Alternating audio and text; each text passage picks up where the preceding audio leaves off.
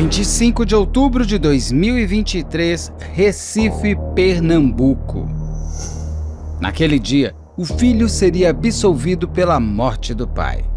O médico Denirson Paes havia perdido a vida em junho de 2018. Com Ares de Elise Matsunaga, a esposa Jussara havia desmembrado o corpo do marido depois de morto, jogando-o num poço em sua própria casa e colocando ele como desaparecido. Logo, a polícia descobre a farsa e indicia não só a esposa, mas também o filho mais velho de Denirson como os autores de tudo. Anos depois, o primogênito respira aliviado a absolvição em plenário. Mas o julgamento foi realmente dentro do esperado? Continue vendo a análise da doutora Solange Beretta sobre este júri nesta segunda e última parte. Ela disse que foi muito rápido, que na verdade ela usou o mata-leão para derrubá-lo, não para sufocá-lo. Tá. E veja, nós estamos falando de um homem com a mesma idade da mulher, mesmo que eles tenham o mesmo tipo físico, a mesma altura, ele teria reagido com o mata-leão. Então, na verdade não foi nada disso que aconteceu, tá? O que o laudo... A dinâmica foi outra. Como foi a dinâmica? Diretamente de um dos endereços mais famosos do Brasil. De um dos principais cartões postais da cidade de São Paulo. E com as transmissões feitas dos nossos estúdios na Avenida Paulista. Eu sou Beto Ribeiro e este é o Crime S.A. Deixa eu só contar dela. Tá. Ela derruba, ele cai no chão, feito um saco de batata. Ela até na reconstituição ela fala, não foi desse jeito, tipo bate a bunda e cai as costas. Que foi feito saco de batata. E ele fica estático, cai a chave de fenda da mão e ele fica estático e olhando para ela, sem fazer nada, só olhando. E pelo olhar dele, ela viu que ele a mataria a hora que ele levantasse dali. Aí ela o estrangula. E ela não grita, não chama socorro. Não, nada. Não, porque ela está se pondo como vítima. Porque assim, ele vai me matar. Eu sairia correndo, gritando. Tem 2 filhos na casa. Então, 2 filhos que... Os filhos eram o Daniel é gigante. Mais alto. Gigantes, eles tinham um braço, assim, tem, né? Um braço forte. Pô, e são jovens, né? E ele cai no chão, aí ela olha, ela fala assim, não, olha só, quando ele sair daqui, ele vai me matar. Aí ela esgana ele, aí ela faz na reconstituição, porque tudo isso é na reconstituição. Detalhe, a chave de fenda não aparece na reconstituição, aparece no interrogatório judicial dela. Até a reconstituição, ela não falou de chave de fenda. Ela só fala que derrubou ele, tá? No interrogatório judicial já tem. E deram muita liberdade para ela na reconstituição, né? Aí ela coloca o joelho em cima do peito dele, porque como ela não estava estrangulando de forma tal a fraturar o ocioide e se verifica posteriormente que o ocioide foi fraturado, né? Eles falam assim, não, mas como que você fez isso? Daí ela coloca o joelho aqui, né, para poder ter mais apoio e tal, e daí ela ouviu um clec. Não faz clec nenhum, esse ocioide nem iria fazer esse barulho com ela fazendo isso, mas ela quer alinhar a conduta, né, para poder justificar. Qual é a minha percepção, pelo laudo que eu vi? Ela o atinge deste lado do rosto. Com alguma coisa. Para desmaiar.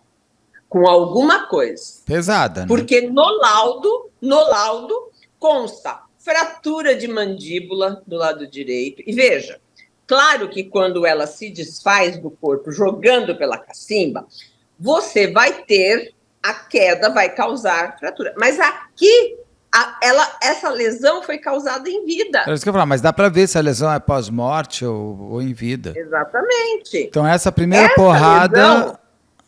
Teve fratura nessa área. Essa região é fatal. Não teve também uma fratura de crânio nessa região, que aí sim pode ter decorrido da queda feito saco de batata. Veja, sempre há um pouco de verdade na mentira. Quando você bate, ele cai que nem um saco de batata mesmo. Aí cai que nem saco de batata. Mas o cara é inconsciente. Claro, porque imagina, essa região da cabeça, se você tomar uma pancada, ela te derruba, te mata, pode matar. E fraturou. E ainda se fala que o instrumento utilizado ele era redondo, da onde me leva a crer que marreta ou martelo. Aí acabou, mata. Ele estava às 5 horas da manhã, é um gazebo, né, atrás. Ele tem a casa, tem um jardim com uma piscina. Onde tem... É um gazebo ali. Um lugar onde tem uma sauna, uma churrasqueira, uma coisinha. Por que ela leva ele até lá? Alguém consegue explicar como é que é essa isca de... Eu acho que ela não leva, não sei se ela leva. Ele tinha este hábito de fazer o café da manhã, por isso que eu te falo, como eu li todo o processo, não é algo tão estranho. Ele tinha esse hábito de tomar o cafezinho dele e ir para o quiosque, que eles chamam de quiosque. E esse quiosque, ele é um quadrado, e daqui desse quiosque sai um corredorzinho onde tem um banheiro e um quartinho. Este quartinho, que ela chama de quarto da tortura, que é onde ele guardava todos os documentos, e ela nunca teve acesso, e ela ela furtou a chave desse quiosque, porque uma chave ficava no chaveiro Veja, por que ela precisaria abrir a maleta se ficava no chaveiro do carro dele? A chave do carro ficava ali na casa. Ela diz que pega essa chave. Então, são perguntas que, às vezes, meu Deus, eu fico assistindo as audiências, pergunta isso. E ela pega essa chave para poder abrir, para poder ver o que tinha lá dentro. Só que, na verdade, ela pegou essa chave já premeditando o crime. Ela ficava nessa casa o dia inteiro. Era só chamar um chaveiro para pedir para abrir essa porta e fazer uma chave para ela. Não era uma chave com digital. Ele ficava o dia inteiro fora. E ela tinha acabado de tirar férias também, porque ela ia viajar. Não, se ela queria tanto... Assim, ela explica por que ele cancela a viagem para Miami? Não, ela disse que nem sabia que ele tinha cancelado. E ela para de ir por quê? Porque o filho estava deprimido. É porque o filho estava deprimido, ela falou que não ia mais. Tá. Não foi. Ele cancela isso no dia 30. Ninguém cancela uma viagem 3 dias antes dela. Se não é uma coisa muito séria. Se não aconteceu alguma coisa que fez com que você cancelasse. Até porque se ela reclamava tanto de não viajar, ela não ia deixar de viajar. Exatamente. E outra, lembra que ela estava ajudando ele a mobiliar o tal do apartamento? Ela diz que no dia 30, ele sai de manhã para trabalhar, como de fato foi, porque é o dia que a amante liga e não consegue falar com ele. Ela diz que ela foi até esse apartamento, porque ele tinha pedido para ela ver negócio de armário. Agora, um homem que nunca pede opinião para nada, que manda fazer uma casa que a mulher não tem nem noção que existe sequer o terreno. Então, ele está todo participativo, né? Todo participativo. Aí ela vai lá, né? E tenta abrir a porta do apartamento e não consegue. Daí ela chama o zelador vem e daí eles começam a bater na porta e ele que abre a porta. E ela falou assim, a mulher deve estar ali dentro. Que ele não teria ido trabalhar, porque daí tinha a greve dos caminhoneiros, mas não é bem essa história que aconteceu. E ali ela olhou e foi embora para casa. Só que não foi isso que aconteceu. Ela fala dessa visita, mas também não tem nada que comprove essa visita a esse apartamento. Ela não chamou o porteiro? Porque naquele dia... Não, esse não foi ouvido. Porque se ela falou chamou o porteiro... Agora, no dia que acontece a morte, então ele era hábito de ele ir até esse lugar. Sim, ele costumava fazer o café dele, às 5 da manhã. Botava a rede, ligava o computador, que ele ficava assistindo sei lá o quê, ele tinha um órgão que ele tocava, era o lugarzinho dele. Ele gostava muito, e isso, várias pessoas dizem isso. E a Zefa fala isso, quem trabalhava na casa fazendo os serviços fala isso. Era costume dele. Agora, ela já tinha premeditado a morte dele. Então ela já sabia que naquela hora ia acontecer. Ela ia pegar ele para... E mais, ela já sabia como ia se desfazer do corpo. Porque no dia 28, ela chama um funcionário do condomínio para abrir a cacimba. Cacimba é um poço. Cacimba é o poço, né? Para abrir a cacimba. Esse funcionário vai lá e abre, só que ele não abre totalmente, ficou meio esquisito esse negócio. Eu até entender direito como era a tampa desse poço, porque normal, e ele é redondo, né? E segundo ela, era uma tampa, mas ela era quadrado retangular, não era uma tampa que se encaixava perfeitamente. Sobe sobre, né? Você tem aqui, ficava mais aqui. Agora, o cara, né, esse fulano que foi lá ajudar, diz que empurrou, mas deixou semi-aberto, né? Ficou muito estranho. Eu juro que essa parte poderia ter sido melhor explorada na reconstituição. Por quê? Ela pede para abrir. Qual é a desculpa que ela dá para abrir esta cacimba? Que estava tendo uma infestação também, só na casa dela tinha essa infestação de barata, rato e escorpião. Nossa. E ela teria chamado alguém para detetizar. E também não há prova disso, de que havia tudo isso, de que ela chamou alguém para detetizar. Aí, a pessoa que disse que era para detetizar falou que era para jogar fora coisas. Eles tinham uma lajezinha, assim, onde eles guardavam um instrumento. Eles não, ele. Né? Ele guardava umas coisas e tal. E ela queria se desfazer daquilo jogando na cacimba. Não, eu estou vendo aqui, só perguntar uma coisa aqui. Caiu a internet? Não? É mais para saber se vai cair a Solange.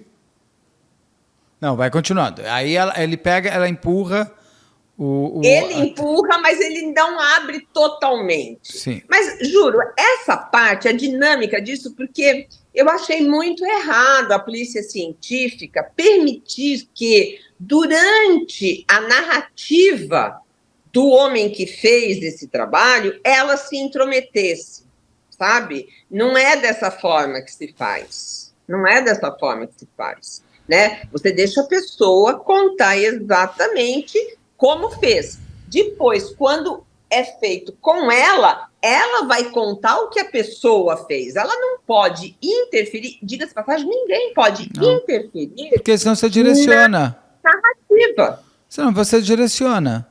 Pronto.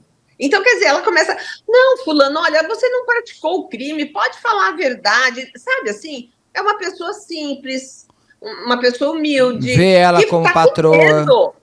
Tá com medo. Não, ali não era nem ver como patroa, porque ela já estava presa, já era confessa e tudo mais. Mas ele tá com medo dele se complicar. Porque, veja, eu abri o poço onde ela jogou o corpo daqui a pouco para sobrar para mim, que eu ajudei a matar e a esconder o corpo. Não, mas vamos lá. Assim. Aí ele abre um pedaço, deixa um pouco aberto. Isso. E aí ela deu a cacetada nele, ou na versão dela, pegou o mata-leão. Uma coisa que é interessante na versão dela é o seguinte, ela dá o mata-leão, ele cai, e ele olha para ela, ou seja, ele não está inconsciente. Ela sobe sobre ele, esgana ele, e ele não tenta se defender. Nada. Ela não tem um arranho, não tem nada. Ele levou uma porretada. Não, mas eu tô dizendo, a versão dela é interessante, porque ele é um bundão quase, porque assim, ele não tenta se defender em nada. Mas na dinâmica mais real, ela deu uma cacetada, ele cai inconsciente e ela faz o quê? Na versão real, na versão que eu acho que foi o que aconteceu. Não, porque ele está na versão que eu digo, ela tem que ter tido uma pancada aqui com ele vivo. Não tem como. Teve. E é isso daí que deixa esse homem pronto para a morte.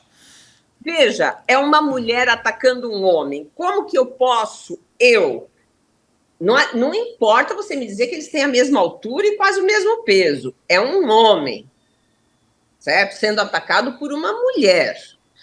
De que forma eu facilito esse ataque? Ou melhor, de que forma que eu facilito o homicídio? Tornando ele mais vulnerável. De que forma que eu torno mais vulnerável? Eu aproveito o momento que ele está de costas para mim, ou eu o esfaqueio, pegando desprevenido, ou eu dou-lhe uma porretada na cabeça que ele não está esperando para aquilo. Gente, tinha fratura nessa região, fratura grave. E aí, mas a asfixia teria ocorrido, Solange? Deu para ver a morte, a causa-morte, qual foi? Olha, o laudo diz que foi por asfixia e também pelo traumatismo crânioencefálico, né? Que teria ocorrido. Não aquele nesta região de base, porque isso eu aprendi com um médico legista com quem eu trabalhei, né? E que era fantástico, né? Eu tive um caso assim, em que teve essa fratura de base de crânio. Ele falou assim, essa fratura não necessariamente mata. O crânio é uma caixa muito dura. Você pode fraturar e aquilo vai e consolida. É a lesão decorrente daquela fratura dentro do cérebro, certo? E no meu caso, que eu tive com o Dr. Juarez Montanaro, um legista maravilhoso, a vítima morreu pelos chutes que o filho do dono do bar deu na cabeça, porque ele tinha vários pontos de hemorragia, que a gente chama de sufusão hemorrágica, no cérebro. Foi isso que matou. Aquela queda que ele bateu na quina da calçada não o mataria. Tanto é que eu pedi a absolvição do pai e a condenação do filho. Entendi. Entendeu? Tá. Então, nesse caso, aquela não teria matado. Porque ela acontece por causa da queda dele, da própria altura. Porque ela dá a porrada, ele cai e bate aqui. E aí, o que ela conta o quê? Aí, que depois que ela asfixiou, ou depois que ele caiu, teria tido realmente uma asfixia. Você perguntou da asfixia. O causa-morte. Qual é o único dado que existe no laudo que pode levar a crer que houve asfixia? É a fratura do ocioide, que ocorre, na maioria das vezes, no estrangulamento, também no enforcamento. No Mata-Leão, a Tatiana Spitzner que o diga. Tatiana Spitzner no Mata-Leão é muito mais difícil, porque você está com uma parte mole sua. Veja, é esse ossinho, se as pessoas pegarem direitinho aqui na garganta, elas vão encontrar. É que a Tatiana Spitzner, ela teria tido essa quebra do ocioide no Mata-Leão, segundo... Não sei se foi, é muito mais difícil. Estou só te contando o que está naquele caso, só porque você me falou das possibilidades. Mas aí assim, ela cai... Mas só que tem o seguinte, uma coisa que um médico legista, Dr. Flávio de Sica, me falou uma vez, inclusive é um caso que ele atuou e, coitado, quase que ele se estrumbicou nesse caso. Você não basta a fratura do ocioide para você determinar se foi ou não por asfixia. O ocioide, ele pode ser fraturado, inclusive, num acidente de carro. Ele é um osso muito pequenininho, muito frágil, não é assim. Ele não é porque você está quebrado, né? Não é porque quebrou que você vai morrer asfixiado, tem que ter uma coisa a mais. É que você morreu asfixiado, entendeu? Houve a prática da asfixia, houve a prática da esganadura. Que até quebrou o ocioide junto. O ocioide também foi quebrado. O ocioide, ele pode se quebrar, inclusive numa queda. Sim. Inclusive numa queda. Mas ali, nesse caso da aldeia, o que nós temos? Nós temos também outros indicativos, né, de que teria havido asfixia. Eu vou pedir uma coisa, eu vou pedir o processo da Tatiana Spitzner para você ver, porque isso vai valer a pena você analisar, porque esse ocioide é o que faz o menino lá, o Manweiler, ter matado lá dentro e não ela ter morrido na queda. Então a gente fica o convite. Mas daí ela teria asfixiado e ela faz o que com esse corpo? Porque os filhos estão dormindo. Ela leva esse corpo para o quartinho da tortura. Só uma coisa, os filhos, em princípio, pela versão dela, inclusive, filhos estão dormindo. Os 2 filhos estão lá dentro da casa, que é um pouco mais distante daquele lugar onde eles estão. Sim. Não, tem uma distância, não é colado. Tudo bem, tem. Não é colado, mas veja... Eles saíram, eu me lembro... O ar-condicionado ligado, o Daniel foi para a balada, ele voltou. O Daniel foi para uma festa. O Danilo não foi, o mais velho não foi. Não, nesse dia não. Teve o jogo de futebol. Não. Ele estava assistindo ao jogo de futebol. O jogo de futebol, o pai chega, dá um assovio que ele costumava dar para chamar os filhos. Meu ex-marido fazia isso também. Meu pai também. Com meu mais velho. E ele vai até o quarto do pai, eles se deitam, conversam, e ali o pai diz para ele que ele está indo para o apartamento, tá? E que não ia mais viajar. Ou seja, já se sabia que ele não ia mais viajar. A clínica onde ele trabalhava... E o Daniel? A amante e o Danilo. E o Daniel. E a Zefa. Só ela não sabia. Não. Okay. A amante não sabia ainda, eu acho. Não, tudo bem. Então, se o Daniel não saiu, beleza. Mas eu digo, o Daniel estava no quarto dele dormindo. Quem vai dormir mais tarde é o Danilo. Porque até as 3h28 do dia 31, ele está falando por WhatsApp com a namorada Gabriele. E daí ele diz assim, eu vou descer, vou fazer um lanche, vou esperar meia hora, vou tomar o meu remédio e vou deitar. Porque ele tomava um ansiolítico. Tá? É dali que ligam, falam assim, bom, ele estaria acordado enquanto o pai estava sendo morto. Mas ele não foi às 5 da manhã? É o que o advogado de acusação, assente acusação, fala. Porque ele fala... Ele não morreu, pai, às 5 da manhã? É o que ela conta. E é o que eu acredito que tenha sido, 5 e pouco. Qual que é o modo... Porque assim, ela entrou de surpresa em algo que ele já fazia normalmente. Então...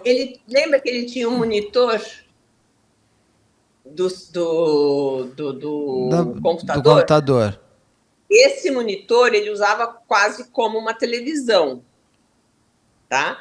Ele costumava ficar ali naquele quiosque, na rede, vendo esse computador, vendo a tela do computador, que estava fixada na parede. Ela conta que ele estava tirando, mas isso ela só no interrogatório. Na reconstituição, ela não conta isso. Tanto é que ela justifica a chave de fenda. Tá? E daí chegam a dizer, não, ele estava tirando porque ele ia levar lá para o apartamento. Na minha opinião, não. Na minha opinião, ele ia fazer o que ele fazia sempre, ficar deitado ali na rede, então, tinha decidido que não ia viajar. E esse sempre, é que horas que ele fazia sempre? Sempre nesse horário, de manhã cedo. 5 da manhã. Sim, porque ele não ia trabalhar cedinho. Então, se ele está entre 5 e 5 da manhã, é nesse horário que ela caceteia a cabeça dele. Provavelmente, por isso que eu te digo. O filho mais velho fala para a namorada, às 13h28, eu vou descer, comer um lanche, dar meia hora e dormir. Dá 4 horas. Exatamente. É bem diferente, não, uma hora 4 horas não, meia hora vai dar 3h28, 4h15, vai, 4h20. 4h30, tá? Você demora 20 minutos para fazer o lanche, aí você vai comer, Aí você vai esperar meia hora, segundo o que ele falou que ia fazer, se ele fez ou não. Neste não tempo, sabemos. nós não temos sabemos. uma segunda mensagem falando tchau, meu amor, vou dormir. Não. Entendeu? Então, ali é que se levanta a possibilidade dele estar acordado neste horário e, portanto, ter participado do homicídio do pai. Então vamos voltar daqui a pouco para o Danilo, que é o filho. Eu quero saber nessa parte. Ela caceteou ele, esganou, não esganou, a gente não tem certeza. O que ela faz com o corpo? Ela leva para o quartinho da tortura, que ela chama de quartinho da tortura. Ela leva, ela puxa. Sim. Não é longe. Não é longe. Tudo bem. Na reconstituição, puseram algo com o peso do cara para ver se ela consegue puxar? Olha, no que me foi disponibilizado, isso não aparece. Não entendo. Mas vou te dizer quer dizer, não aparece, eu não sei, pode estar nos autos, mas o que me foi disponibilizado, esta cena não está disponibilizada para mim. Mas vou te dizer uma coisa, não seria impossível de fazer. Ele não era um homem tão gordo, ela era uma mulher que fazia musculação, fazia ginástica, apesar de ter hérnia de disco, essa coisa toda.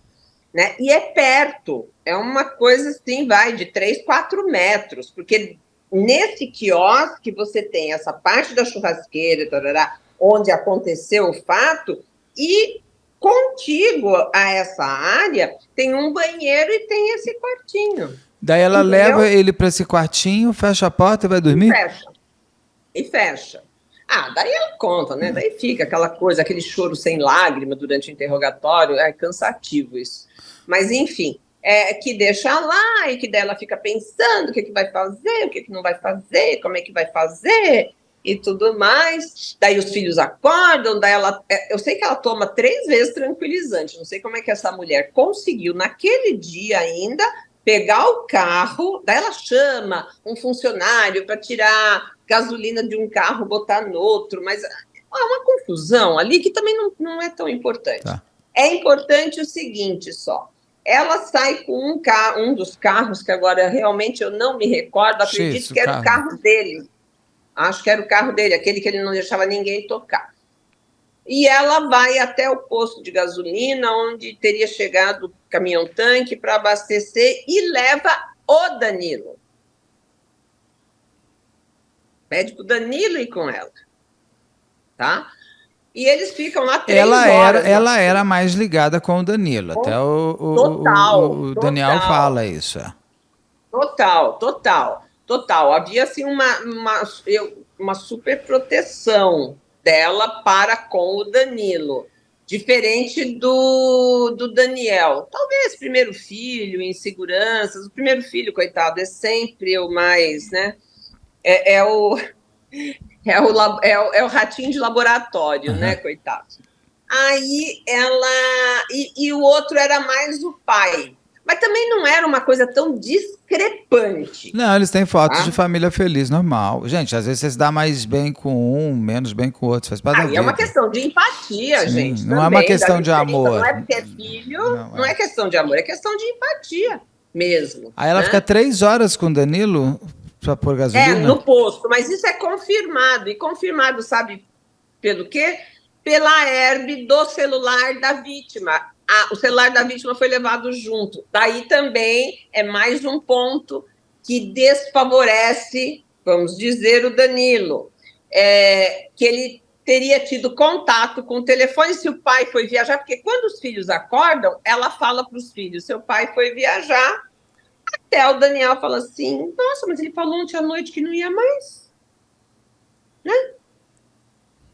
Aí ela disse que ele foi lá para o apartamento primeiro. Eu sei que a saída para o apartamento, realmente eu acredito que ele iria para o apartamento naquele fim de semana, ou ele iria, na verdade, talvez nem fosse, ele iria realmente ver os pais dele na volta, iria morar sozinho no apartamento e ia se separar dela, entendeu? Iria se separar dela. E aí eles falaram, papai foi viajar, porque também não é aquela família em que você sabe todos os detalhes do que está ocorrendo dentro de casa. Primeiro, lá vou eu de novo com um comentário que certo, vamos dizer que é machista. Primeiro que menino não se fica inteirando tanto de detalhezinhos, né? Isso é uma coisa meio que a gente percebe que é meio da alma feminina, do homem que tem uma alma mais feminina. Mas onde é que foi? Mas por que foi? Mas quando volta? Mas, sabe, esses questionamentos. E ali parece que as coisas funcionavam desse jeito. Cada um dentro do seu quarto, já eram homens feitos, né? Os pais já não, né, já não tinham aquele relacionamento, já não era aquela família de dizer, vem cá, filho, vamos já almoçar todo mundo junto, sabe? Não tinha aquela integração, entendeu? Então, tudo bem, papai foi viajar, beleza. E aí ele fica com esse celular, ele não estranhou o celular do pai no carro? Ele viu o celular do pai no carro? Não. Aí que tá. Se viu, estava no crime. Se não viu, pode ser que não estivesse no crime, concorda? Ele, no julgamento dele, ele fala se viu? Não, ele fala que não. Que ele não viu o celular. Não. Aí ela volta... Podia estar dentro do carro, porque ela levou... no porta-luvas, ela podia estar no bolso dela. Né? Podia estar no bolso dela. Ela, a Jussara... Ela usa o cartão dele, aí ela diz o seguinte, o pai de vocês foi viajar e deixou o cartão de crédito dele com um crédito de R$5.000 para fazer a feira, né? Aqui no Sul a gente usa fazer o rancho, lá eles usam fazer a feira, né? E para fazer e tal, e tem que durar até o dia 30, mas estranho, porque a viagem era para ser até o dia 12. Você vê que os meninos nem tinham noção, se algum dia eles falaram quando eles iam voltar, eles nem se tocaram que não era dia 30, tá? Ela já fala dia 30. A Jussara nunca coloca o filho na cena do crime, o Danilo. É sobre esse celular do Denilson, que estava no carro, ela pegou o celular dele? Ela explica por que o celular... Não, isso não é explorado. Isso não é explorado. Porque, sei lá... Não é explorado na produção da prova, isso não é explorado. Tá. É explorado com o Danilo só. Tá. Bom, ela volta para casa. Daí ela volta para casa, daí ela se enche de remédio, daí, enfim... Eu quero saber que horas que esse homem vai... Que horas que esse homem vai para o tanque? Pro tanque não, pro poço. Na madrugada do dia 31 para o dia 1º, ela faz tudo isso. É aí que causa estranheza. Ela esquarteja ele. Mas ela não tenta primeiro enfiar ele no poço, tira... Ela diz que tenta. Também nos documentos que me foram franqueados, eu não tenho essa reprodução dela puxando ele até o poço, daí ele não cabe. Colocar. Porque é muita força, né? O cara, ela enfiou ele no poço, ele travou. Ela tem que tirar, o cara fica às vezes preso. Exatamente. Isso não, se está na encenação, não me foi disponibilizado, tá? Eu acredito, porque veja, eu não consigo entender, porque se estava aberto o poço, por aquela abertura ele passaria. O corpo? Entendeu? Passaria. Eu não consegui entender isso, entendeu? Ou ela mediu e viu que não passaria, ou era pesado, ou não estava totalmente retirada a tampa. Não consigo, consegui, pelos elementos que eu tive, eu não consegui definir isso. Porque, inclusive, na reconstituição, o perito fala assim, não, mas se o fulano tivesse arrastado esta tampa, seria uma tampa redonda que pega toda a circunferência, toda a área, né, da cacimba, ele teria cabido. Não, e se o filho dela tivesse, se o Danilo tivesse junto, ele empurrava a tampa, o resto. Então, mas só... Exatamente, tem isso também. Porque ele é forte, para empurrar não é difícil. E ele estava ali, claro, se o homem que ela chamou para abrir conseguiu tirar parcialmente, ela disse que não foi parcialmente. Olha, sinceramente, Beto, ali teria que, para ter feito uma perícia como devido, eles teriam que ter quebrado aquele poço todinho, a abertura, pego aquela tampa que ela disse que existia, né, e que não vedava completamente o buraco, porque se era retangular ou quadrado, claro que teria fresta, concorda? A não ser que fosse um retângulo ou um quadrado com a medida maior do que o diâmetro do poço, concorda? Tá. Mas daí, ok, mas daí ele... Porque ela, por exemplo, ela pode ter tentado puxar, viu que era pesado, e aí ela pensa em esquartejar, porque é mais fácil você levar um braço do que um corpo inteiro. Mas já estava aberto o poço, ainda que parcialmente. Não, eu sei, mas para jogar, talvez ela não tenha força para levar ele até o poço. Ela disse que levou e tirou. E voltou e esquartejou. Eu não acredito nisso. Mas no meio dessa madrugada... E até assim, não estou dizendo que o Danilo estava ou não estava, mas se o filho estivesse ali, seria mais fácil tirar a tampa, jogar o cara e fechar. Até porque tem uma coisa. Ela esquarteja, joga. A tampa fica aberta? Ninguém fecha? A tampa fica aberta porque depois... Veja, era um poço muito fundo, são 20 metros. 20 então a pessoa nem via, não daria para ver lá de nem cima. botar o nariz ali para ver. E o cheiro? E Não, calma, para cheirar demora um tempo, né? Aí ela chama uma pessoa... Então, peraí, ela jogou picotou o homem, aí ela pegou, fez a Elise e jogou tudo ali.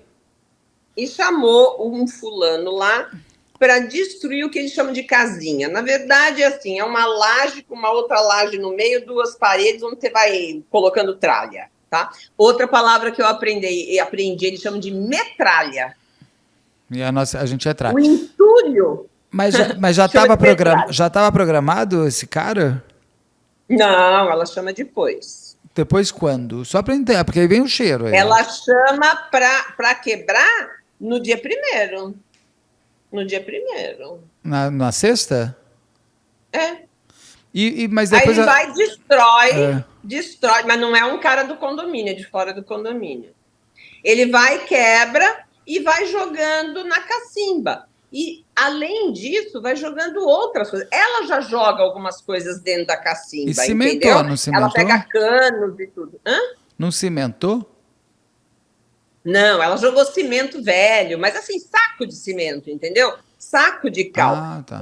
O que eu achei muito interessante é que ela destrói tudo o que ele gostava e que não permitia que ninguém colocasse a mão. O quê? Esse quartinho? Essa casinha, tá? Ninguém podia botar a mão ali. Nem o pessoal, que eram as coisas dele, sabe assim? Aqui ninguém mexe, que é meu.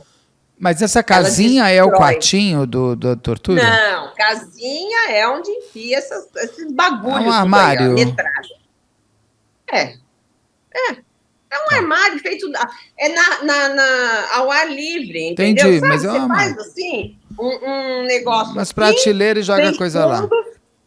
E joga coisa ali. E ela jogou tudo aquilo em cima dele. E você percebe a raiva que ela tem. Aquilo tava 15 anos lá, tinha coisa que era do outro apartamento. Sabe aquela coisa que irrita a mulher? Fica juntando. Eu tenho uma cunhada que o meu cunhado, ele junta um monte de tralha. Ela tem um ódio daquilo. Eu acho que se ela matar ele, a primeira coisa que ela vai fazer vai jogar em cima dele. E aí ela joga tudo isso. Então, olha só, do dia 30... Olha, ela mata o cachorro que ele gostava. Ela mata o cachorro que ele gostava. Ela destrói a casinha que ele não permitia que ninguém botasse a mão, nem tirasse, nem botasse nada lá. Ela joga tudo que tinha lá dentro da cacimba, em cima dele. Você gostava tanto disso, você vai levar isso para a eternidade, no meio do inferno. Ela chama um dos caras e fala assim, pode cortar o pé de abacate. Aí o cara olhou para ela e falou assim, mas esse pé de abacate, o doutor adora esse pé de abacate. Aí ela falou assim, não, pode cortar. Você acredita que ele não cortou? Ele falou, não, depois que o doutor voltar de viagem, Aí eu corto, para você ter uma ideia do quanto ele gostava daquele pé de abacate. Pois ela pede para cortar, ela quer destruir Solange, tudo. ela matou ele no horário que era dele, dentro do espaço da casa que era dele. Ela pôs ele fechado dentro daquele quartinho. Você não queria ficar tanto aqui? Pois aqui você vai ficar. Aqui você vai ficar gelado, e aqui que você vai... E vou trancar. Você não trancava? Pois eu tranco também. Ela tinha muito ódio mesmo, né? Picotou também muito pelo ódio, né? Solange, nada como te desmembrar, te quebrar a personalidade do seu corpo inteiro. Você não vai ser recosturado, você vai ser um Frankenstein. Se juntar, você é um Frankenstein, de você mesmo. Beto, não conseguiram juntar o corpo todo. Por quê? Você imagina o seguinte... É muito fundo, esse 20 corpo metros. Já sai de 20 a 23 metros. Já dá primeiro lugar. Segundo, você joga pedaço de entulho que pesa quanto em cima daquele corpo? Você joga saco de cimento em cima daquele corpo. Pensa bem. E o cara fechou a tampa. Eu quero saber dessa tampa. Essa tampa, daí ele fechou a tampa. Então, essa tampa, ela é recolocada, pelo que eu pude entender. E ela achou que ali... entendeu? Era só empurrar, né? Ah, não, estava fora. Aí, juro, olha, eu fiquei tão pé da vida, porque eu teria explorado mais isso, não só da perícia, como do testemunho, sabe? Teria mandado fazer desenho, enfim. Eu acho que ali foi pouco explorado. Só para a gente, só para eu, porque mais por conta do tempo porque eu quero chegar no julgamento do filho. Passam os dias, ele fica como desaparecido, aí... Não, daí chega dia 12, que era quando ele tinha que voltar e não volta, certo? Mas para os filhos é dia 30, concorda? Que os filhos já não sabiam, daí ela inventa uma história que ele falou que talvez, olha só, que coisa mais doida. Não, ele falou que talvez ele resolvesse ir para a Rússia para assistir a Copa. Ah, ninguém resolve ir para a Rússia dos Estados Unidos para ver a Copa, concorda? Eu vou, de repente... Isso aí surgiu por quê? Porque ela não sabia mais como manter ele vivo.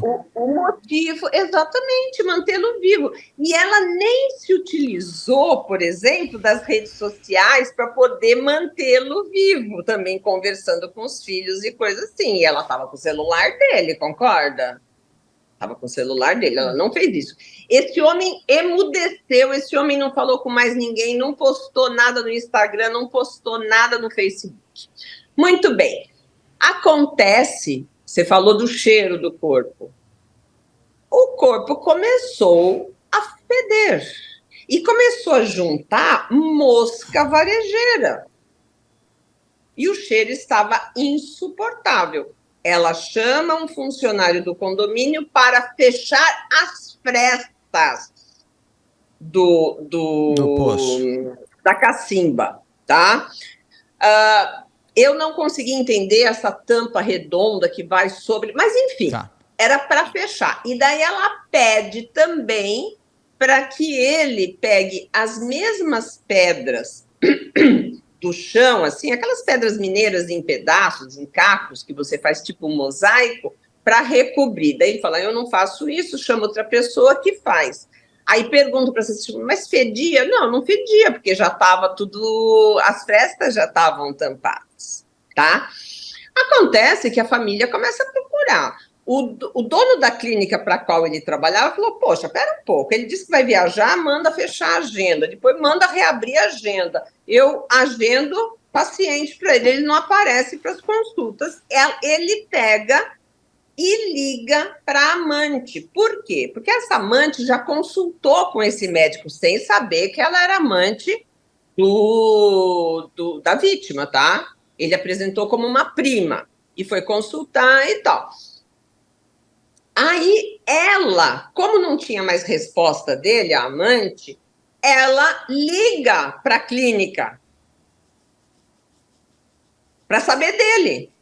Ele falou assim, ele está viajando, né?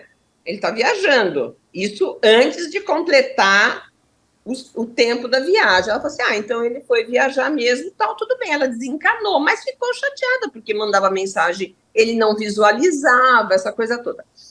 Aí, o dono da clínica liga para ela, porque o dono da clínica não tinha o número da família, liga para o Denilson e não consegue nunca falar com ele, aí liga para a prima, né?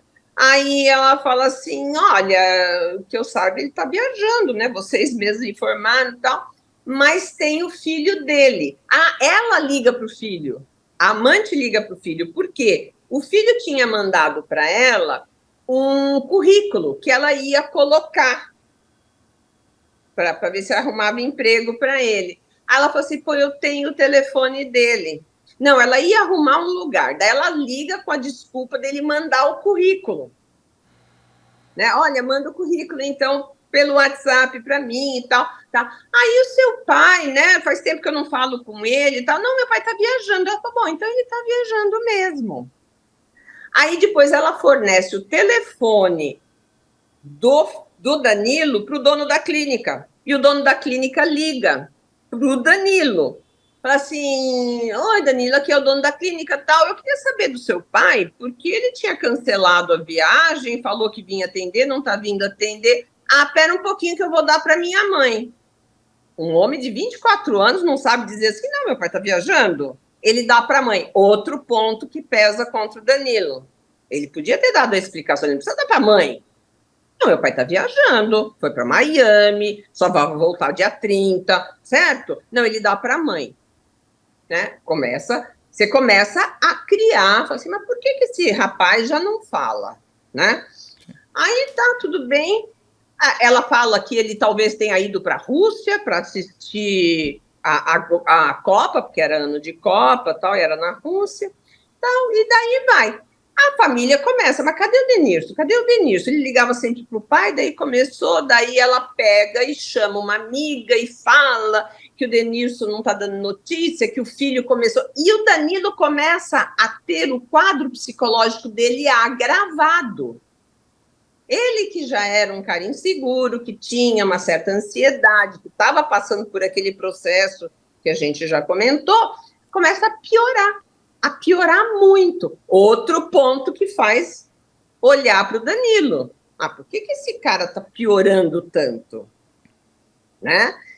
Ela diz que é porque, até tem uma hora que ele sai do psiquiatra e fala, aquele miserável, é tudo culpa daquele miserável.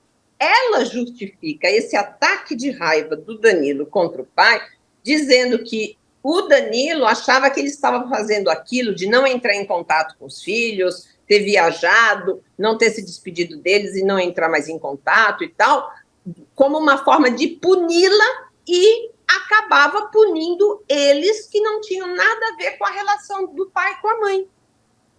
Ela justifica assim aquela raiva do filho, entendeu? Contra o pai. Aí chega dia 18 de junho, o Daniel fala assim, não, eu vou na polícia.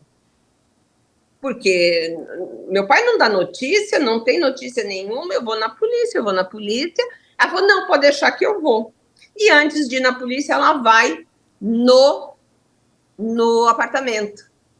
Vai ver que ele está lá no apartamento, mas talvez ele tenha se matado, é melhor a gente não ir, porque ele vai estar lá morto. Oh, meu Deus do céu, se ele está morto, resolve já o assunto, certo? Porque ele estava muito depressivo, é só ela que fala que ele estava depressivo. Ninguém fala que ele estava depressivo. Ela era a depressão dele. Aí chega lá, encontra a tal da maleta, que era aquela maleta, que claro que foi ela que levou para lá. Não tinha quem não quem levou para lá foi ela, a maleta. E o dinheiro também não se encontra aquele valor que ela falou que tinha. E o passaporte dele está lá. Ai, meu Deus, então ele não viajou. Aí eles vão para a polícia, fazem o boletim de ocorrência por desaparecimento. Quando começa a surgir a notícia de que ele teria desaparecido. Porque daí a polícia vai na portaria e não tem a saída dele naquele dia, no horário que ela disse, porque ela diz que ele sai 5h30 da manhã, a pé, com a mala, com as coisas lá no dele, condomínio. vai andando 6 quilômetros. Vai andando 6 quilômetros com a mala. Tá? Aí começa o zoom, zoom, zoom de porteiro. Né? Não, pô, como sumiu? Como que ele passou? Não passou. Então, ele entrou, mas não saiu. Ou seja, você tem a entrada dele e não tem a saída. Mas eu fui lá e fui tapar as frestas da cacimba porque estava fedendo. Aí ele fala com o chefe dele, fala assim, olha, pelo amor de Deus, daqui a pouco vai sobrar para mim. Eu fui tapar lá a fresta com cimento, porque estava fedendo. Ela falou que um gato caiu lá morto, não é? Ela falou que tinha 2 gatos, porque tinha aranha, porque tinha bom, tinha tudo naquela casa. Aí ele fala, não, meu Deus, fala com o chefe, e daí fica aquela situação, daí eles vão na polícia. Só que daí o que acontece? Quando chega início de junho, acho que já é início de junho. Início de junho, não, início de julho. Uma paciente chega para se consultar com aquele dono da clínica e quer se consultar com um cardiologista. Falou assim, mas eu queria o doutor fulano de tal. Não, mas o doutor fulano de tal não estava assim. Meu marido trabalha lá naquele condomínio. E estão dizendo que o corpo dele está na cacimba. Olha só, antes da polícia descobrir. O corpo dele está na cacimba e quem matou ele foi o filho e a mulher. Então, daí já surge o filho. O Danilo, a investigação. O povo já estava investigando. E é gozado, né? Tão interessante que nas audiências os porteiros... Não, a gente não quer nem saber da vida de morador. Eu falei, mas desde quando o porteiro não quer saber da vida de morador? Eles sabem tudo, o horário que você chega, que você entra, qual foi a sacola que você... Tudo, né? Claro que sabe, né? E já estava esse zoom, zoom, zoom. E daí a polícia foi lá, o cara entrou e não saiu. Aí vem essa notícia de que o outro foi lá para fechar a cacimba. Aí a polícia pega e pede um mandado de busca e apreensão, vai na casa, começa a olhar daqui, olha dali, olha de lá. O policial diz que ela evitava mostrar a cacimba, porque ela apontou um outro pocinho que tinha lá, alguma coisa assim. Aí o irmão dela falou, não, Jussara, mas tem a cacimba ali. Aí eles vão lá, né? E daí começa e tal, e vai daqui, e vai de lá, e eles acabam abrindo a cacimba e olha, não vê nada. O irmão falou assim, não é possível, tal. Bom, enfim. Aí um perito que foi chamado falou, não, parece que eu estou vendo alguma coisa.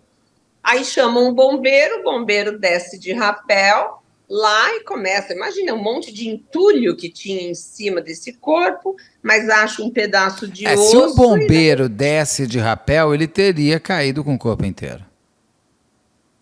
Então, é isso que eu não consigo entender, sabe? Até agora eu não entendi, gostaria muito que explicasse. Porque falam que ele ficou entalado e saiu, mas o bombeiro desceu. Exatamente. E ele não era, ele era uma pessoa com corpo normal. Eu entendo, ela fala de uma tampa que é retangular, 60 por 70, depois ela fala numa tampa que é de 50 por 50, que estava sobre o poço. Eu não consegui entender. A boca do poço, ela é redonda. Ela é redonda.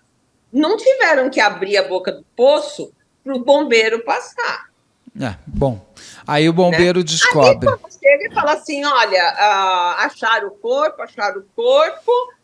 Aí daí é uma irmã que desmaia daqui, outra lá, ela fica olhando para a cara do irmão, e o Danilo pega e fica também sem reação, e o Daniel não está em casa, porque o Daniel está trabalhando. Aí o Danilo está sempre em casa. Aí ele fica assim, né? A Zefa começa a gritar, meu Deus, por que fizeram isso e tal? Nossa. Até inventaram uma história que a Zefa era amante dele, imagina. Aí ela começa a gritar e tal, e abraça o Danilo fica meio assim, que também a reação é uma coisa que por si só não significa absolutamente nada. Não, porque ele também toma remédio, tem um monte de coisa, as pessoas tem um monte de coisa. As pessoas ficam atônitas, você não sabe o que ele estava ouvindo da mãe até minutos antes, tem tanta coisa aí. Exatamente. Aí a polícia pega e leva os dois, né? Veja, é aí que começa, né, a coisa. Leva os dois para a delegacia e prendem em flagrante por ocultação de cadáver. O Danilo também, mas... Os dois. Mas é certo isso? Aí que eu fico pensando, né, Beto? Tem muita coisa, assim, que eu vi muita falha nesse processo, sabe? Várias. Eu penso o seguinte... Alguém de dentro da casa matou e ocultou. Nós tínhamos 4 moradores. Um está dentro do poço, os outros 3 estão fora.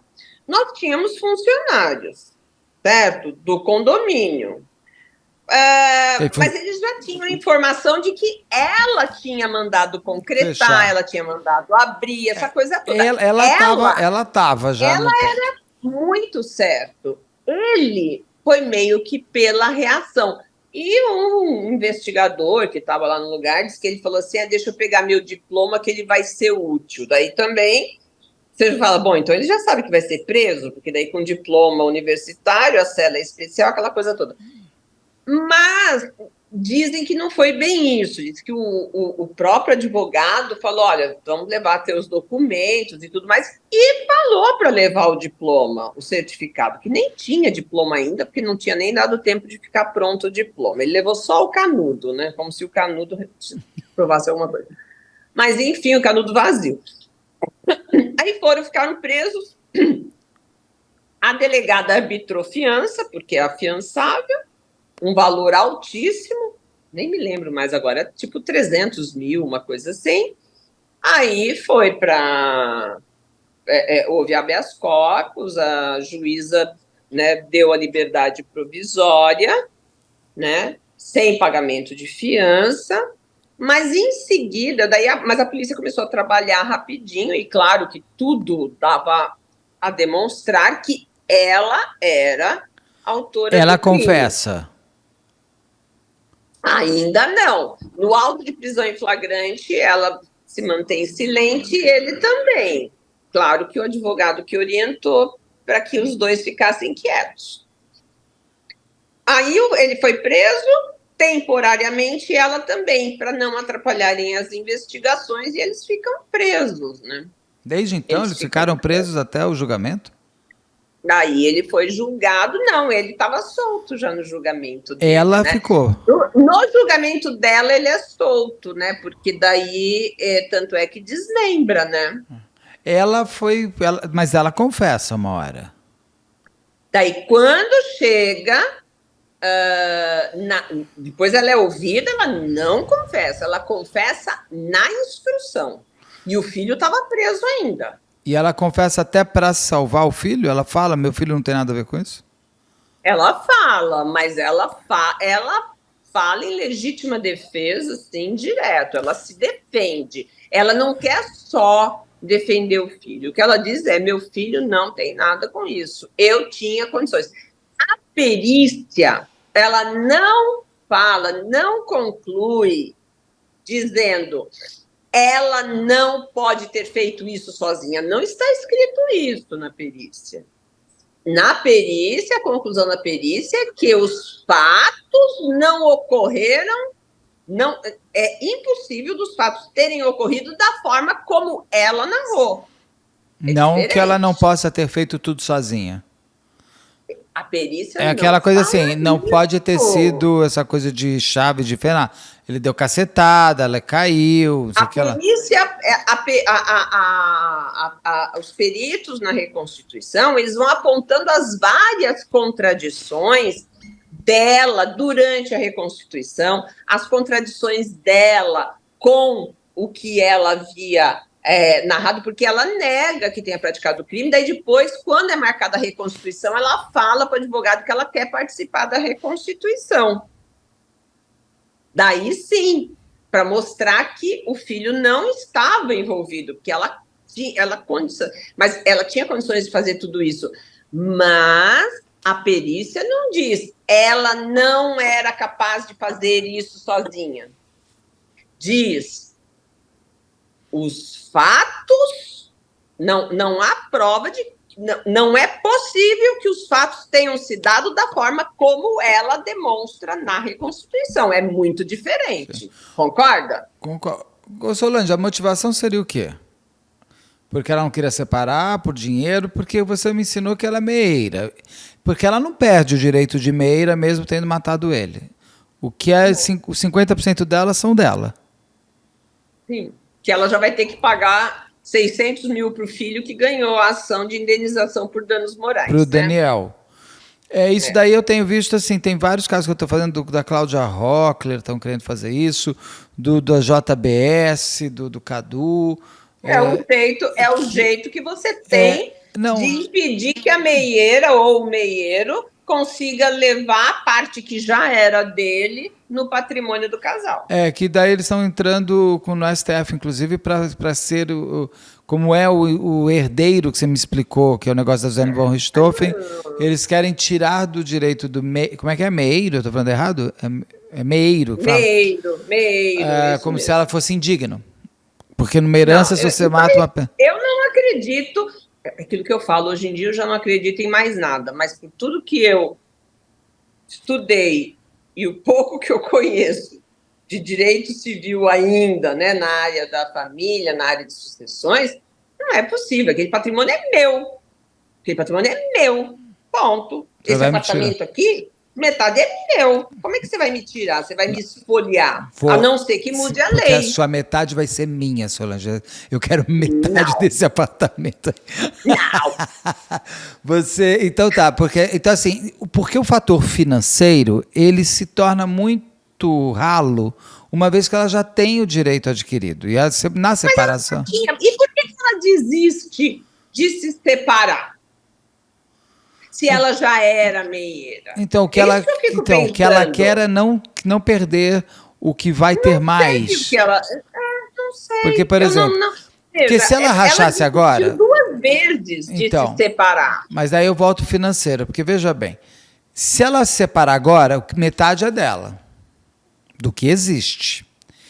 Sendo que metade de muito é muito, metade de pouco é pouco, né? Só que o teu muito para mim pode ser pouco também.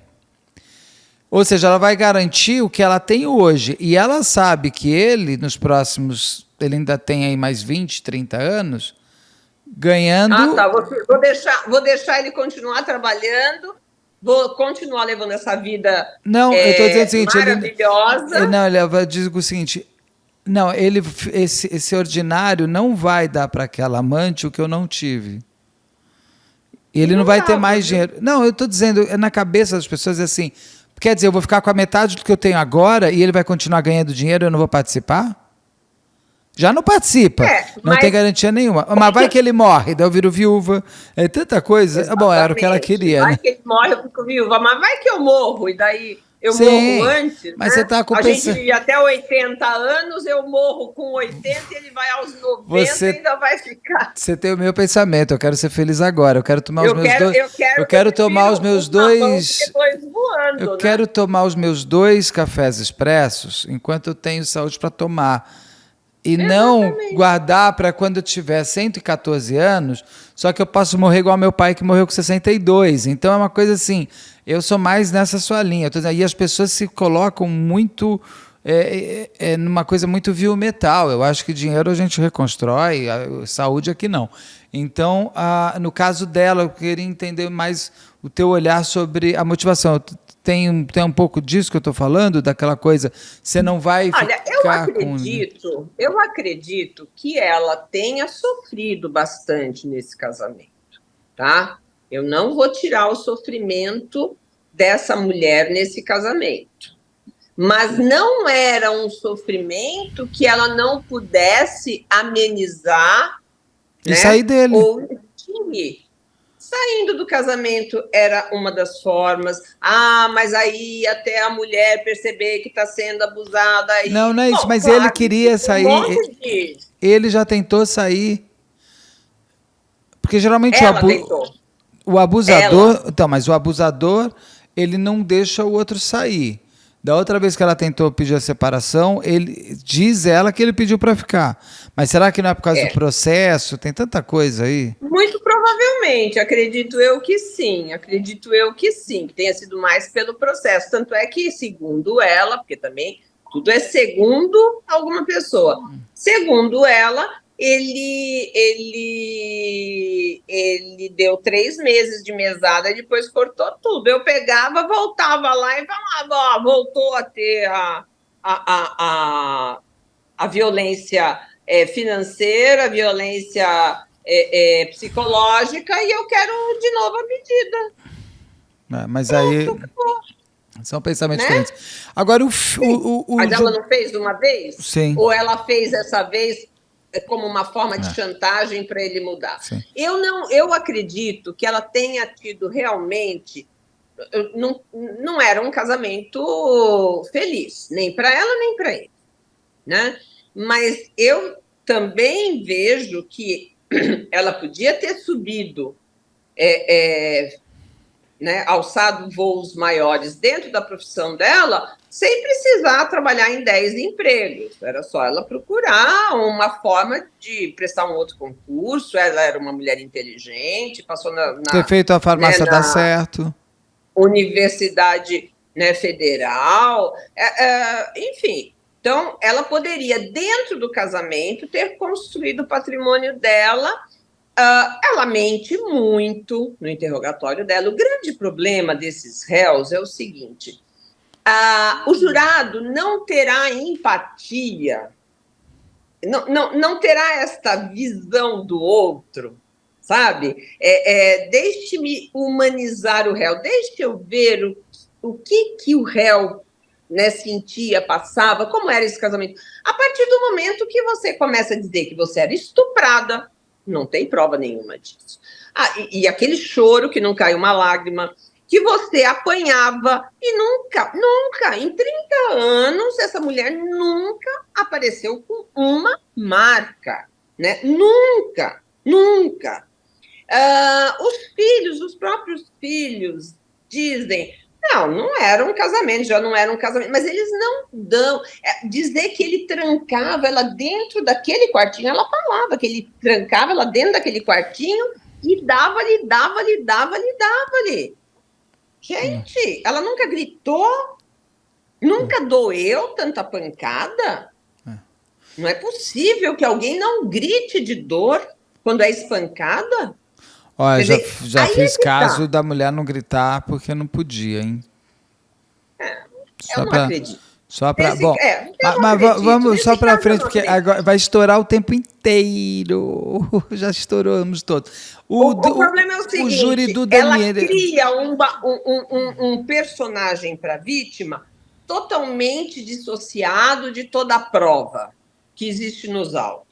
Ainda que ele tenha sido um marido opressor, ainda que ele realmente fosse aquele avarento, isso vai passar desapercebido para o jurado. Tudo bem, tanto que ela foi condenada, ela foi, confessa, tudo bem, está lá condenada. No caso do Danilo, ele foi julgado agora no final de 2023, o segundo semestre. E ele foi inocentado. O que você vê? Ou estou correto a palavra, inocentado ou sem provas? Ele foi absolvido. Ele foi absolvido, inclusive, a pedido do próprio Ministério Público, né? Ali, eu vi uma série de problemas, tá? Eu detesto criticar trabalho de colegas, né? Porque eu continuo sendo promotora de justiça, apesar de aposentada, porque o meu cargo é vitalício. Mas eu vi ali como sendo um promotor que cometeu um grande deslize que promotor e juiz não podem cometer e que vários juízes atualmente têm cometido, principalmente das cortes superiores. É você falar mais fora do processo do que dentro dele. Como assim?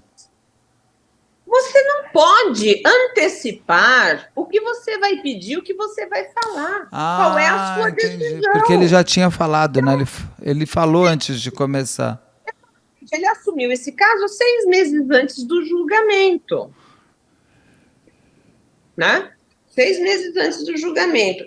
Ele marca reunião com advogado, com assistente de acusação, ele marca reunião com o delegado, ele marca com delegada, com perito, com assistente, com todo mundo. Isso uma semana antes do júri e tal. E testemunha, outra coisa que promotor não pode fazer. Né? Porque, veja, eu já conversei com testemunhas que foram arroladas por mim. Claro que já conversei. Mas a partir do momento que você começa a montar todo esse, sabe, esse aparato, esse circo, a possibilidade, com assistente de acusação que tem interesse, ele é advogado de parente da vítima, certo? Você pode, inclusive, questionar o depoimento dessas testemunhas. Você não faz isso tudo, ainda grava isso.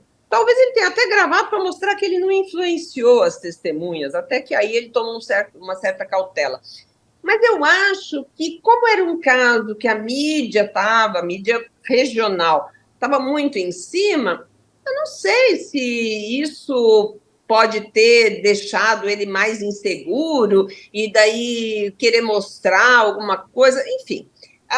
E tanto é que era um júri difícil, e não digo difícil com relação a ela, com relação ao Danilo. E o Procurador-Geral de Justiça, não sei a pedido de quem, nomeou um promotor de justiça mais experiente, de muito tempo de plenário, e não adianta, faz a diferença. Não estou dizendo que o novato não seja bom, mas o tempo faz diferença em tudo, Solange. Com principalmente certeza, em na algumas bondade, profissões. na maldade, sim, e em tudo. E veio junto com o promotor titular, que é o promotor natural. Veja, o procurador-geral só nomeia um promotor de justiça para atuar com o promotor natural, se o promotor natural permitir. Veja, o chefe da instituição não pode impor.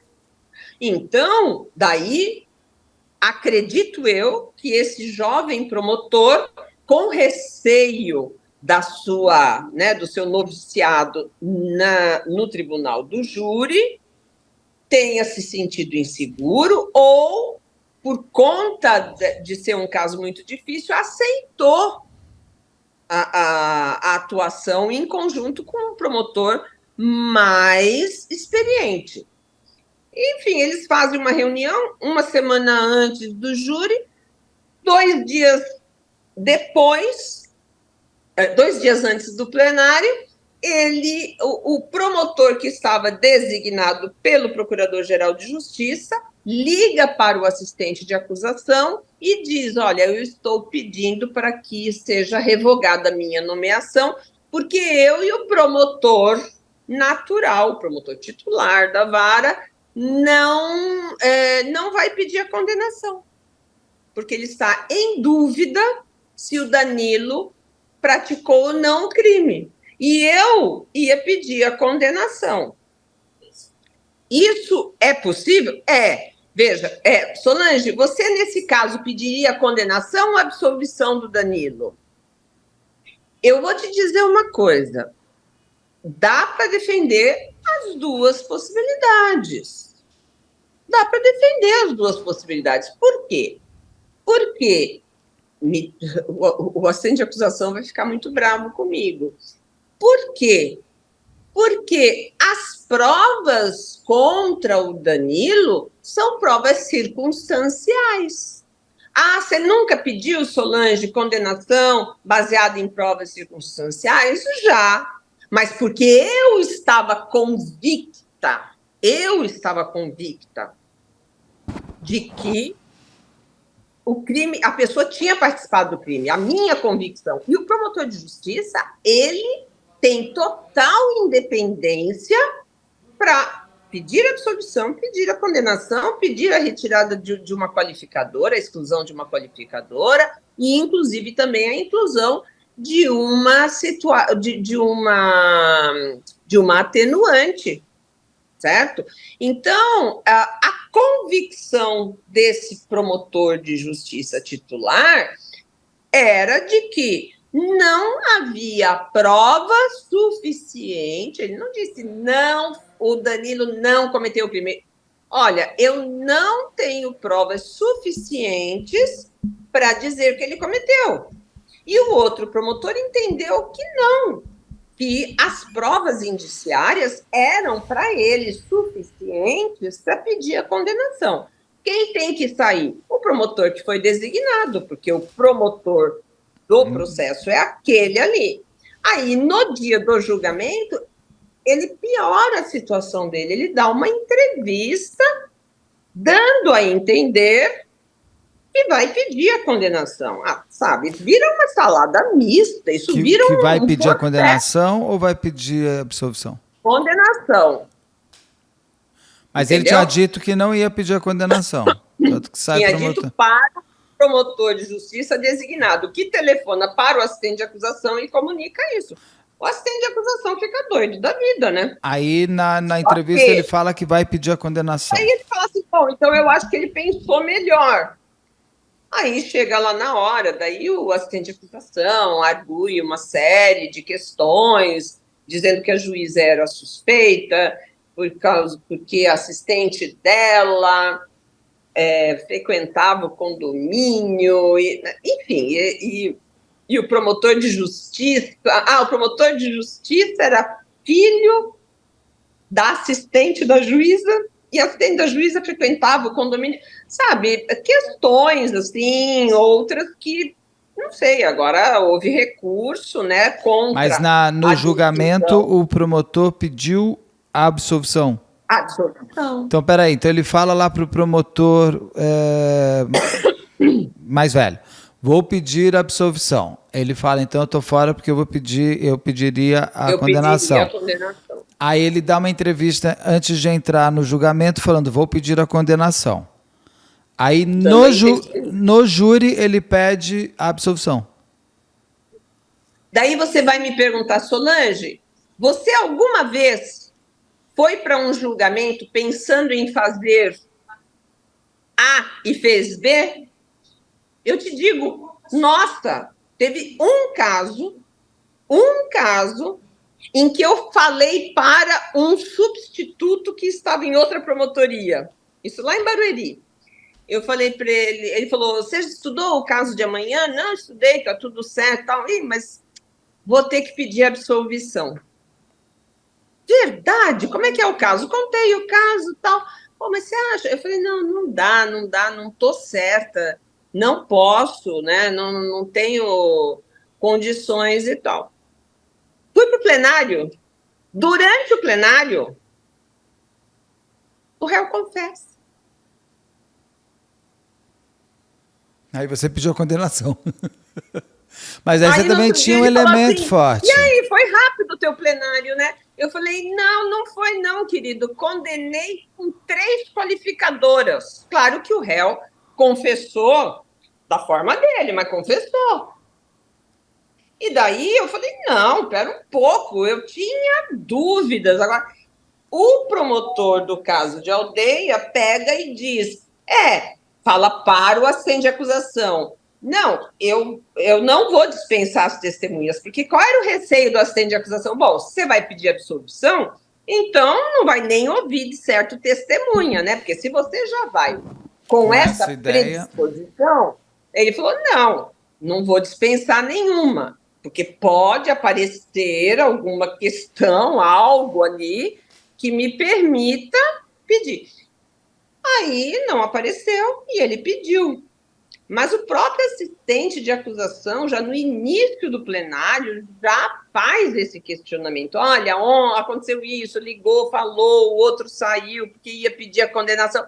Enfim, a situação ficou uma situação bem ruim logo no início do plenário.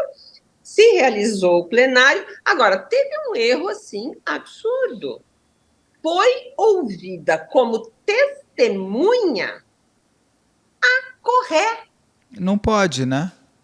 Não. Você que me ensinou só isso. Existe um caso em que o corréu, pode ser ouvido como testemunha quando ele é delator ou ele é colaborador, nos casos de delação premiada.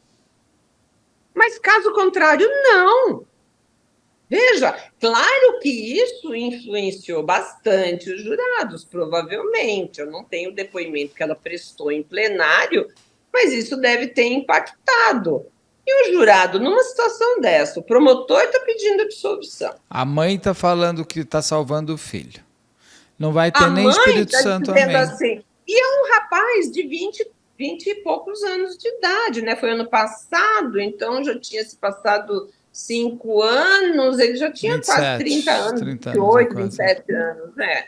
Aí, veja, você joga com o emocional também dos jurados, né? Você fala assim, não, pera um pouco, com isso aqui vocês vão condenar esse rapaz a 19 anos, se nem o Ministério, se o Estado pede, se o Estado não está certo da condenação, quem sou eu para condenar? Exatamente. E veja, também não quer dizer que se o outro promotor tivesse sido mantido e se esse pedisse a condenação, com o que existia nos autos, se a defesa não poderia conseguir também a absolvição. Veja, isso poderia ter ocorrido. Sabe o que é melhor nesses casos, Beto? Vamos supor que você tenha um caso em que você tem muito pouco, ainda não está madura a prova, ainda precisa de mais provas. Pede a impronúncia. O que significa? Significa o seguinte, se provas novas aparecerem, e eu estou dizendo com relação ao Danilo, se provas novas aparecerem, nós podemos retomar e daí você consegue. Às vezes, né? E não é muito utilizado. Não, como foi a Rua Cuba, foi isso. A juíza impronunciou, falou, olha, com as provas que tem, eu não vou pronunciar ninguém. Então, se vierem novas provas, a gente... Como é? Porque... Mas o próprio promotor pode pedir. O próprio promotor de justiça, ele pode, encerrada a instrução, e ele vai avaliar, ele vai dizer, deixa eu ver aqui, olha, aqui eu consigo pegar a mãe, fácil, eu consigo enfiar todas as qualificadoras e mais um pouco Sim. Aqui, certo? Agora, o filho, as provas daqui não vai melhorar, certo? Se eu já fiz a instrução, já teve a fase policial, já teve a fase de instrução. O que vai melhorar em plenário? O que vai melhorar? Deixa eu colocar isso numa balança. Deixa eu sopesar. Bom, se for a plenária e ele for absolvido, acabou. Acabou, pode surgir. Ele pode, depois de transitado em julgado, confessar que não vai acontecer nada com ele. Certo? Não existe revisão criminal contra o réu, só a favor. Então, vamos esperar mais um pouquinho? Vamos conversar com o delegado? Vamos buscar mais alguma coisa que permita? Porque o que eu tenho? Eu tenho a reação dele, eu tenho ele mais nervoso depois que o pai foi embora, mais depressivo, tendo que ir para psicólogo, psiquiatra 3 horas no posto de gasolina, com o celular no carro. 3 horas quando no posto de descobre gasolina, que o pai está lá no poço, fica Zé nada, mas isso daí pode ser remédio.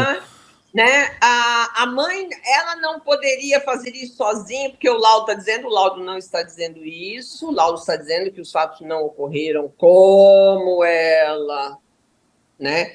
Encenou. Porque ela quis fazer legítima defesa, não é que ela quis salvar o filho, ela quis se salvar. Não, mas na reconstituição, na Reprodução simulada. reprodução simulada dos fatos, ela nem coloca a chave de fenda na mão dele. Isso aí aparece lá no interrogatório judicial, entendeu? Não, ali ela falou que era uma briga, que ela pegou e derrubou ele no chão. E que teria sido acidental, porque ele teria batido a cabeça, daí, enfim, ela ficou com medo, daí, e daí por diante. Mas eu tenho isso aqui. Onde que eu encaixo esse rapaz aqui? Né? Ele pode ter ajudado? Vamos pensar. Não, porque pode, até vou falar, pode, se ele tivesse ali, essa mãe me parece muito narcisista, pelo desenho dela que fala. Ela teria até se utilizado do filho. Olha, ele viu que ele ia me matar, ele veio me salvar. Meu filho me salva porque eu ia morrer. Tudo isso virou uma legítima defesa. Teria até muito mais embasamento para a legítima defesa o filho salvando a mãe das mãos terríveis do pai. Então, ela talvez tivesse utilizado mais disso. Eu não vou aqui querer dizer que ele não participou, tá? Ele pode ter participado. Porque tem o sangue que foi encontrado, porque tinha sangue. Primeiro que nenhuma sangue no quarto dele, né? Foi possível. No banheiro dele, mas não foi uma coisa absurda. E depois tem outra. Se ele tivesse participado, não ia entrar pingando sangue. E não ia pingar sangue no quarto, né? Ia pingar vindo lá de até ele chegar no quarto, ele tinha que passar por um monte de lugar antes. Não, e ele tira a roupa, ele tá na casa dele. Certo? Agora, se joga na piscina. A namorada disse que foi porque os dois transaram, porque ela estava menstruada, porque ela perdeu a virgindade. Nossa, uma namorada também horroroso o depoimento dela, horroroso, né? E que queria esconder que transava com o namorado e o pai estava ali na sala de audiência, um clima péssimo, né? Mas, enfim, para dizer que aquele sangue era dela, mas esse sangue teria sido depois dos fatos. Sabe, você não conseguiu o DNA do sangue, você pode dizer que aquele sangue é seu, sabe? Sim. Não tem, e era assim, não era uma coisa absurda, sabe? Porque eu já vi cena de crime. Quando você faz barba, limpa, você cai, e você aquilo pinga. Fica assim, tudo manchado de azul, sabe? O crime não ocorreu. Solange? Por quê? Porque quando ele foi esquartejado, ele já estava morto há quantas horas? Ele foi morto às 5h30 da manhã. Espera só um minuto, Solange. Solange, você tinha dado uma travada. Você quis dizer o seguinte, vê se eu estou correto, você travou. É que o crime não foi no quarto. O crime foi lá fora. E que quando ele quando foi esquartejar, o cara já não tinha nem mais bombeamento de sangue, ele já estava morto fazia tempo, o sangue já estava mais sedimentado. Ela disse que aquilo jorrava sangue. Eu falei, jorrava Impossível. como? Ela esquartejou ele vivo, e não foi o caso. E daí até interessante, porque você veja, ela tem conhecimento, ela é farmacêutica, ainda que um pouco de anatomia, né, da parte médica, um pouca coisa, mas tem. Ela pega e diz assim, eu não conseguia tirar o tênis dele porque estava muito duro por causa da rigidez. Não, ele já estava na outra fase. Já estava no gasosa. Que vai amolecendo. Rígido, né? Daí amolece. Vai soltando a musculatura. A pessoa tem a musculatura funcionando, ela morre, começa a enrijecer, começa a dar mandíbula e aquilo vai até o pé. Quer dizer, ela pega um pé duro, depois de, deixa eu ver, quantas horas ela mata? Mais de 24. Do dia 31. 30 horas. E ela vai esquartejar, ela esquarteja, quase 24 horas depois, né? 18 horas depois, imagina, aquilo já amoleceu, clima quente facilita muito mais, né? Quente, úmido. Então, ali já não tinha mais tanto sangue assim, né? Apesar dela dizer que sangrava para burro, que aquilo sangrava, que era muito sangue, muito sangue. Se fosse assim, o luminol aquilo teria ficado aquele azul brilhante e tudo, né? E não foi o que aconteceu. Então, sabe, Beto, você dizer assim, Solange, foi feito justiça? Olha, para ela, eu acredito que sim, e acho que a pena foi baixa. 19 anos foi muito pouco, né? Porque eu acredito numa premeditação. A premeditação não é levada em conta como uma agravante. Não existe essa agravante, nem causa de aumento de pena. Mas demonstra a personalidade do agente. Você pode pesar ali. Eu achei 19 anos muito pouco. A dosimetria poderia ser maior exatamente por conta disso. Ah, sim, o juiz poderia ter pesado mais a pena. Veja, ele era marido dela, isso aumenta a pena. A motivação, eu acho que eles colocaram como fútil, eu já colocaria como torpe, é aquilo que eu falo, né? Eu detesto motivação fútil. O recurso que impossibilitou a defesa da vítima é evidente, ele foi atacado pelas costas e foi dado uma porretada na cabeça desse homem, né? E depois mais asfixia. Né? Então, nós teríamos 3 qualificadoras. Ah, mas teve a confissão. A confissão pode eliminar uma, mas são 2 qualificadoras. Ela tira um pai que era o provedor. Outra coisa, quando encontram o corpo dele, ela fala assim, ai, perdi meu provedor. Olha, meu provedor. Veja bem como a questão é material. Como vai ser de mim agora sem o meu provedor? Ela repete isso. Veja, ele para ela era o provedor, não era o provedor que ela queria, né? Mas ele era o provedor, porque quem pagava o imposto da casa era ele, quem pagava os empregados era ele, quem pagava É o provedor financeiro, o provedor do conforto. Financeiro. Claro que era. Agora, ela vinha sofrendo há um tempo? Claro que vinha. Nenhuma mulher chega a este ponto sem descobrir que ele tinha amante. Ela descobriu naquela época. Eu acho que isso talvez tenha sido gatilho, né? Talvez tenha sido gatilho. Descobrir, vai saber o que ele falou, porque a gente não sabe o que a vítima disse. Como foi essa discussão? Como foi o desistir de viajar? Porque ele não cancelou só a passagem dela, ele cancelou a dele. Ele deixou de ir também. Então, veja que ele nem estava com espírito de viajar. E ele poderia ir, ele pediu férias, ele cancelou a agenda. Então, era uma coisa que eu acho que chegou num ponto que ele falou, chega, basta, não quero. Ela disse que ele sempre ameaçava de deixá-la na miséria, porque até você fazer toda a divisão de bens e tudo mais, ela poderia pedir uma pensão, até poderia, por um tempo, porque ela ganhava muito pouco, essa coisa toda. Mas o que teria ele dito, né? Sim. Qual foi a resposta dele? Eu acho que ele falou assim, chega, deu. Eu acho que foi a primeira vez que ele talvez tenha querido terminar o casamento. Né? E uma outra mulher, eu não sei qual é a aparência da outra mulher, se era uma mulher o quão mais jovem, mais bonita, o que ele falou sobre essa mulher, o que ele disse que ela lhe dava, que ela não dava. A gente não sabe qual foi a discussão, né? Minha querida amiga, em breve a gente já se fala de mais novos casos. Muito obrigado, sempre um prazer ver suas análises tão fantásticas. Um beijo grande para você. Um beijo, um beijão.